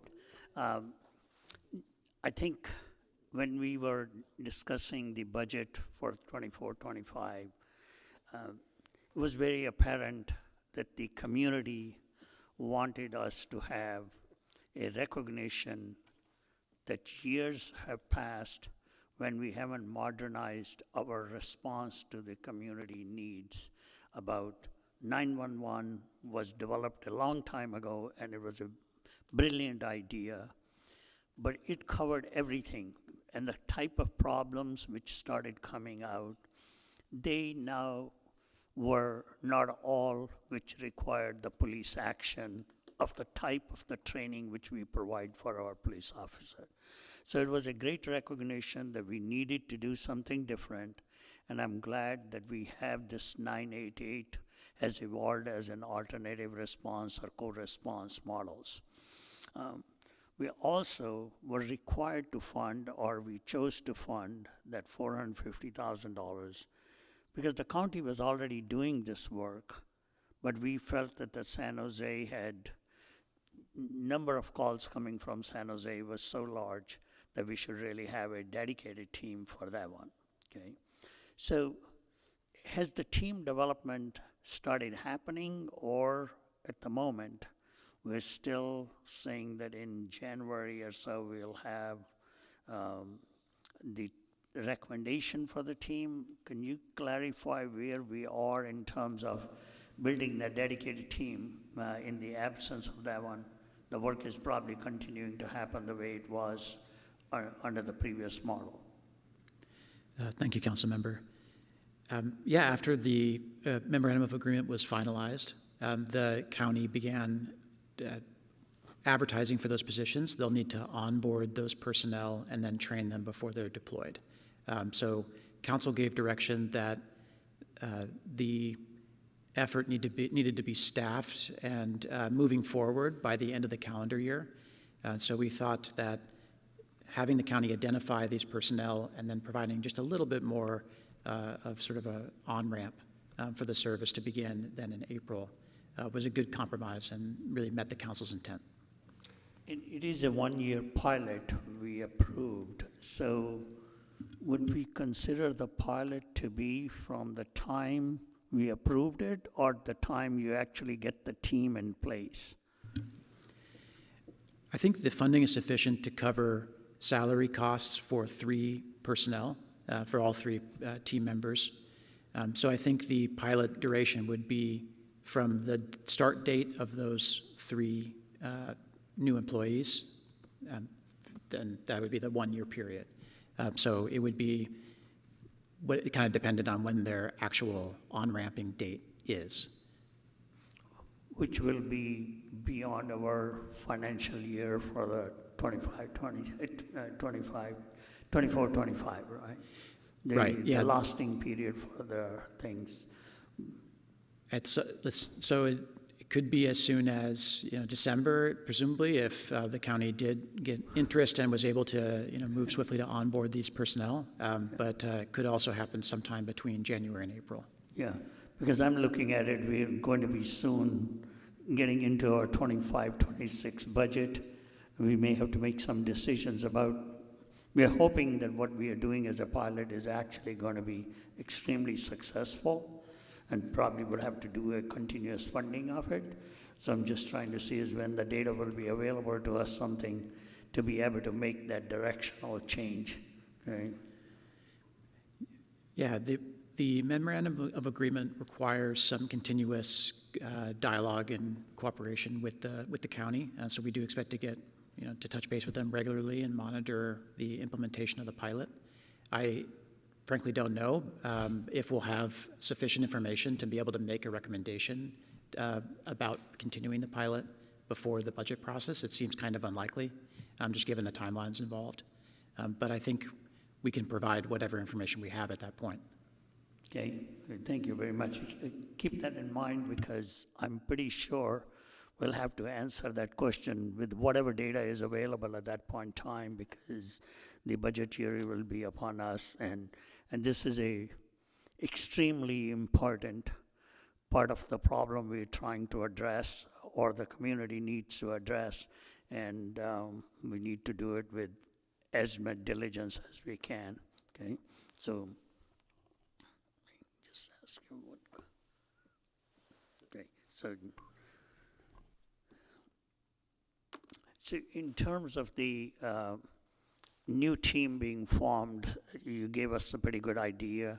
In terms of the functioning of the calls which are coming, 911 calls, getting diverted, have you got anything to tell us how that program is currently working with the way it was staffed? I'd ask Jen Hearn to step in with about the current program, and I can talk maybe a bit about how it might expand in the future. Hi, it's going okay. I think we've continuously reminding our staff that 988 is there for alternate calls, and there's some calls that we can hand over to them. I think ultimately when people call 911, they're calling for a specific reason, and it doesn't necessarily always fit the criteria that we have to go to 988. So we are trying to be really diligent about broadening that and what kind of calls we can get over there. So we're both apt to work together. We're working really closely with the 988 management staff to keep an eye on what they're building and exactly what they do with the calls once they have them, to give my staff a little bit more confidence. And yes, we're able to hand this over. So we're working really closely on trying to get more calls over to them. Thank you. One of the toughest part, I believe, in this process is being able to do the matching of the right kind of a response, because the 911 call comes in, somebody has to make a very quick decision whether it should be alternative response or whether it should be a co-response, and the risks are pretty high if the wrong classification is made. Well, if it's wrong classification in terms of overboarding, in terms of co-response, I think the risk may be a little bit lower. But if we happen to choose the alternative response and it turns out that it was more dramatic than that, then the risks are higher to the people. And so are our dispatchers getting comfortable with being able to make those decisions of matching and the response? Yes, they are. We have more dispatchers going through our CIT training, so we're getting more of them up to speed with that, which helps. And then we're pretty clear on the criteria that they can send over there. Anything that has to do with somebody in danger or endangering themselves or somebody else, we do not transfer those. So we hold on to those. So yes, so I would say that they're the front line at the toughest part of the job, so please continue to give them the guidance they need so that they do, because their job done well is going to mean the rest of the job is done well, and the community is going to be safe, and everybody is going to be. So good luck with that, and thanks for doing this tremendously difficult job for the community. And all the organizations which came in to support that, we totally understand your dedication to this, and thanks for all your work. Okay, thank you. I had a question. You know, the council, the next council is going to make this decision as it relates to the findings and then the different options and whether they agree or disagree, and that's going to happen in about, I just counted roughly just about 90 days or so to January 14th.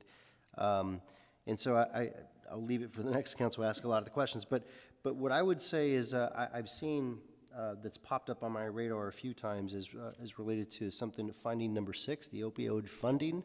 There seems to be some disagreement on what the money can be used for.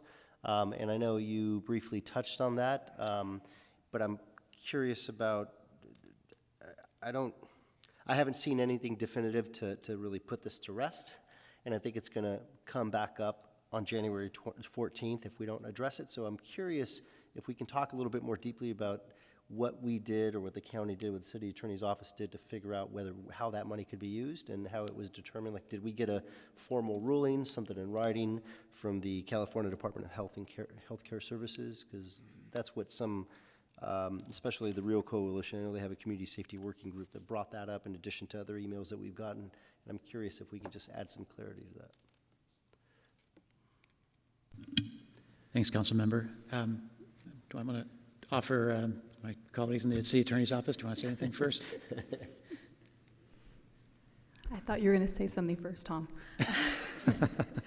No, so our office, you know, we were part of that settlement, and our understanding is that it's limited in what we could use it for, but we understand the concerns about firming that up. So we're going to take this time between now and January to look into that more and reach out to the related state agency and see if we can get some additional guidance that can firm up exactly what the money can be used for. Yeah, I would appreciate it. I think that'll be helpful because it's going to continue to come up unless we have something that's definitive. We reached out to them on this date. They said, no, you cannot, given what you're thinking about using it for. And yeah, I mean, it is a complicated situation because the money is not actually from the state. It's coming through it's a federal settlement that's being funneled to this state agency. So there's multiple entities involved. Yeah. So we will try to pin that down. Okay. Yeah, I think it's going to be important to clear up because we're going to continue to hear some of this, and I'm hoping that the 90 days will allow for that clarity to be brought forward. Because I'm almost knowing some of the people on the dais and some of the council members, I'm almost certain it's going to come up, and so I think it's important to address it as best we can before that.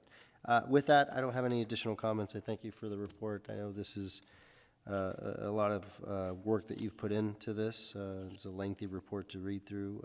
There's a lot going on, a lot of agencies, certainly YWCA and others, a lot of interest from a lot of the groups in the community, such as the Real Coalition, and I think there's a lot of eyes on this. I think it's an important topic, and I'm hoping that the next council makes some good and wise decisions as it relates to the best path forward.